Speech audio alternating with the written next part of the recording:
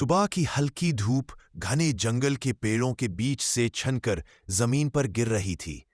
पक्षियों की मीठी आवाजें हवा में गुनगुन रही थी। इसी शांत माहौल में एक बूढ़ा साधु हाथ में लकड़ी का डंडा लिए टेढ़े मेढ़े रास्ते पर धीरे धीरे चल रहा था। उसके चेहरे पर सालों की तपस्या की चमक थी और आंखों में अजीब सा सुकून। कहते हैं ये साधु कभी एक महान योद्धा था, लेकिन जिंदगी की लड़ाई से थककर उसने हथियार छोड़ दिए और सत्य की खोज में इसी जंगल को अपना घर बना लिया। सालों से वो यहीं चलना, ध्यान लगाना और प्रकृति से बातें करना ही उसका जीवन बन गया। आज भी वो इसी रास्ते पर इसलिए चल रहा था क्योंकि जंगल ने जैसे उसे पुकारा हो।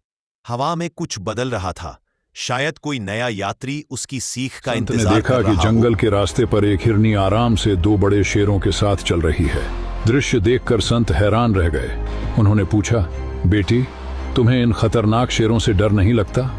हिरनी मुस्कुराई और बोली, कुछ साल पहले एक शेरनी की मौत हो गई थी। उसके दो छोटे छोटे बच्चे भूखे प्यासे भटक रहे थे। मेरा दिल पसीज गया और मैंने उन्हें अपने बच्चों की तरह दूध पिलाया।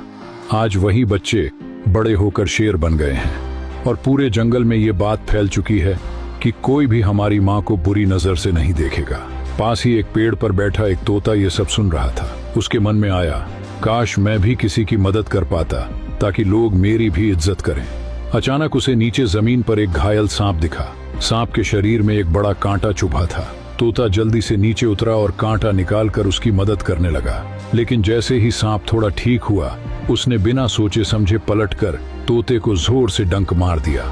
तोता तड़पते हुए वापस पेड़ पर चढ़ा। संत ने उसे देखा और पूछा, अरे तोते, तुमने यह क्या कर लिया? तोता दुखी होकर बोला, मैं तो हिरनी की अच्छाई देखकर प्रेरित हुआ था। सोचा था मैं भी किसी की मदद करूं, पर सांप ने तो मुझे ही डंक मार दिया। ऐसा क्यों? संत शांत स्वर में बोले, बेटा, अच्छाई हर किसी पर नहीं चलती। मदद हमेशा उसी की करो जो आपके भले को समझे। हिरनी ने शेर के बच्चों की मदद की थी, उनमें कृतज्ञता थी, दिल था। लेकिन जहरीले स्वभाव के लोग एहसान नहीं समझते, उल्टा नुकसान पहुंचाते हैं। इसलिए मदद करो, पर सोच समझ कर करो, वरना लोग तुम्हारी भलाई को तुम्हारी कमजोरी समझ लेंगे।